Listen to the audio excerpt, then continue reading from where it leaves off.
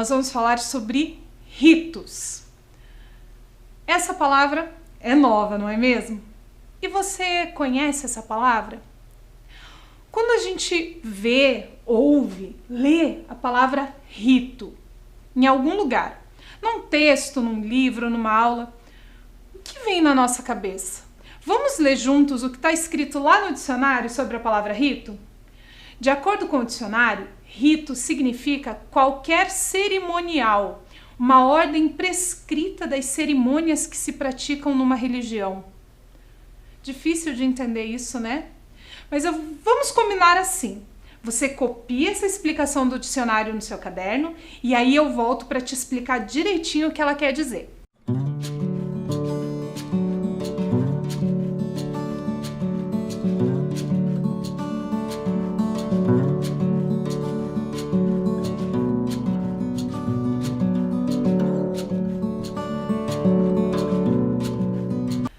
Vamos começar então pela primeira parte, quando fala ali no dicionário que é qualquer cerimonial. Isso quer dizer que não necessariamente tem que ser uma coisa religiosa, não precisa ser só uma cerimônia religiosa. A cerimônia religiosa, você já aprendeu em outros anos, em outras aulas de ensino religioso, que é aquela parte da missa, do culto, da gira, aqueles momentos em que as pessoas estão no lugar sagrado e que tem várias questões envolvidas. Mas o rito não necessariamente tem que ser religioso. Os ritos podem acontecer no nosso dia a dia. Em algumas cerimônias, como por exemplo um casamento que não é feito na igreja, ou no terreiro, ou num templo, aquele casamento que as pessoas chamam de casamento civil, ele é um rito que não é religioso. Mas na aula de hoje nós vamos aprender que nós fazemos vários ritos, participamos de vários ritos todos os dias e a gente nem sabe. Os ritos, eles podem ser ações com significado que fazemos repetidamente. Então são algumas pequenas ações que nós realizamos, pode ser no nosso dia a dia ou numa data específica, e que tem significado, que a gente faz por algum motivo e que a gente faz repetindo, ou todos os dias, ou sempre numa data específica. Além de fazer parte das cerimônias religiosas, os ritos estão presentes no nosso dia a dia, no nosso cotidiano. Nós podemos encontrar, por exemplo, diversos ritos pessoais, familiares, escolares e comunitários. Eu tenho certeza que quando a gente for mostrando alguns exemplos, você vai se identificar e vai lembrar de ter participado de algum. Então agora nós vamos conhecer alguns ritos que não são religiosos. Nós, no ensino religioso e nas ciências da religião, chamamos esses ritos de seculares. Então, aquilo que é secular é o que não é religioso. Então, nós temos ritos religiosos e ritos seculares. Hoje nós vamos falar um pouquinho sobre alguns ritos seculares. E o primeiro que nós vamos ver, eu tenho certeza que você faz muitas vezes por dia, são os ritos de higiene pessoal, como tomar banho, lavar as mãos. Não existem algumas ações importantes que nós fazemos quando vamos lavar as mãos, por exemplo? Como você lava as suas mãos? Eu vou convidar você agora para ver um vídeo rapidinho falando um pouquinho sobre lavar as mãos.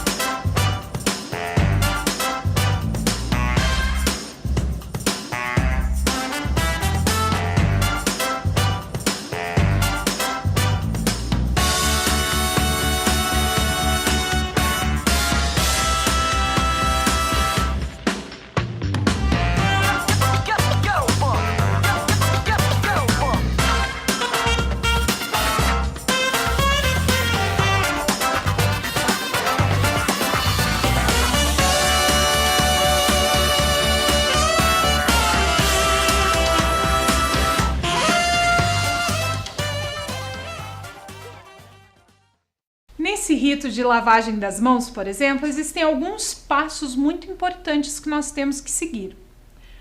Molhar a mão, passar o sabonete, limpar cada cantinho da mão lavando a parte de cima, no meio dos dedos, a pontinha para esfregar bem a unha. E, como alguns cientistas têm nos ensinado, essa lavagem das mãos deve durar no mínimo 20 segundos, que é o tempo de cantar uma música que faz parte do próximo rito que nós vamos conhecer. Eu tenho certeza que você já viu em algum lugar na sua TV ou alguém falou para você dessa musiquinha que a gente usa para saber o tempo de lavar as mãos. Será que você se lembra qual é? É a música que nós cantamos nos aniversários, nos ritos de comemoração. Existem ritos que são de comemoração. Essa comemoração pode ser comemoração porque mudamos de ano, que são as comemorações de Ano Novo, comemoração de alguma data especial, como o dia de Iemanjá, o Natal, como o aniversário de Buda. Mas um rito que eu tenho certeza que você já ouviu falar, ou que você já viu, ou até já participou, são os ritos de comemoração de aniversário. Mas você sabia que não são só as pessoas que fazem e comemoram o aniversário? Assiste o próximo vídeo comigo que eu já vou te explicar melhor essa história.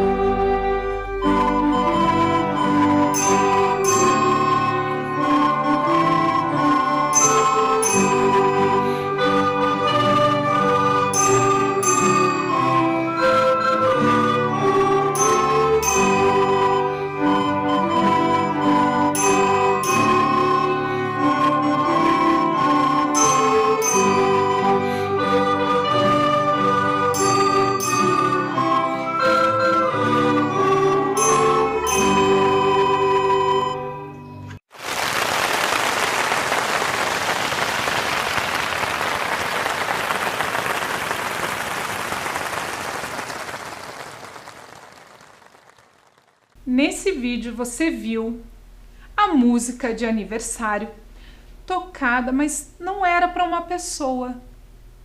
Era o aniversário de uma cidade, a comemoração do aniversário de uma cidade. Então, os ritos de comemoração, eles podem ser também do aniversário de uma cidade, de uma escola, de uma empresa, de qualquer instituição ou de qualquer pessoa e até dos nossos bichinhos de estimação, por que não? Não é mesmo? Um outro rito que provavelmente na escola você já participou, são os ritos cívicos. Os ritos cívicos, eles fazem parte também desses ritos seculares. São aqueles momentos em que nós cantamos o hino nacional, o hino da cidade, o hino do estado, às vezes o hino da bandeira, ou até o hino de uma outra data comemorativa bem importante, que é o dia 7 de setembro. Então, lá no rito do dia 7 de setembro, além de cantar os hinos, nós temos também um outro rito que acontece em grande parte das cidades do Brasil. Você sabe que rito é esse? Então, assiste esse vídeo junto comigo que você vai descobrir que rito que acontece no dia 7 de setembro em várias cidades do Brasil.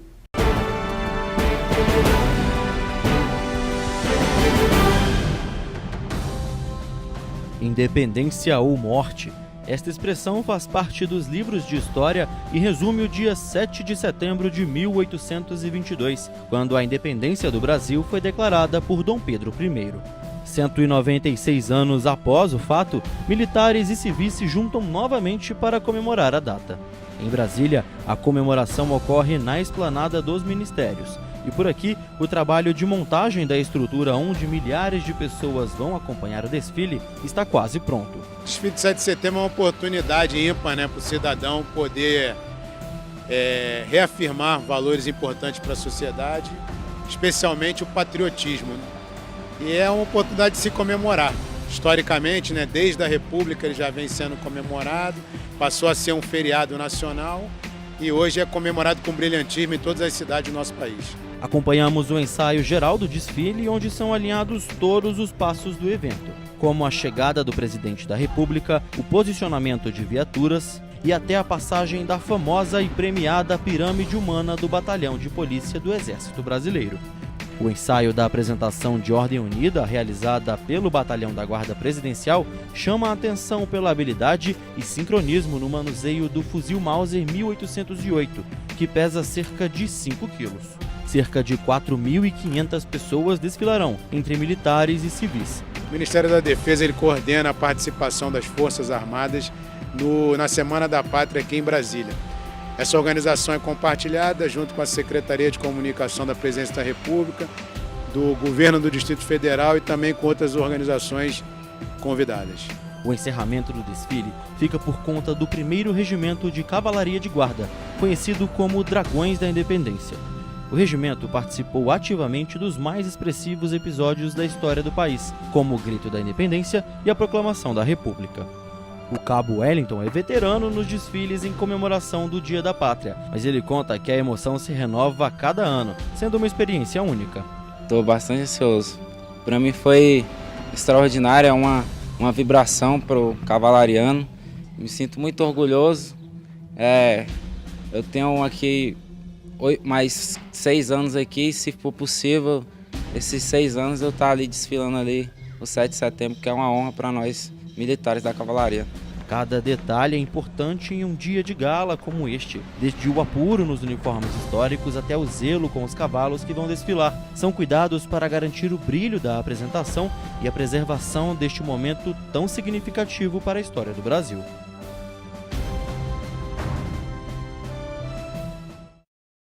Os ritos de 7 de setembro, como o desfile, acontecem em boa parte das cidades do Brasil. E como você viu aí no vídeo, normalmente eles são organizados e têm a participação das Forças Armadas, do Exército Brasileiro. Eles sempre participam dessas comemorações cívicas, que também são uma forma de rito secular. Um outro rito que provavelmente você já viu na televisão são os ritos esportivos.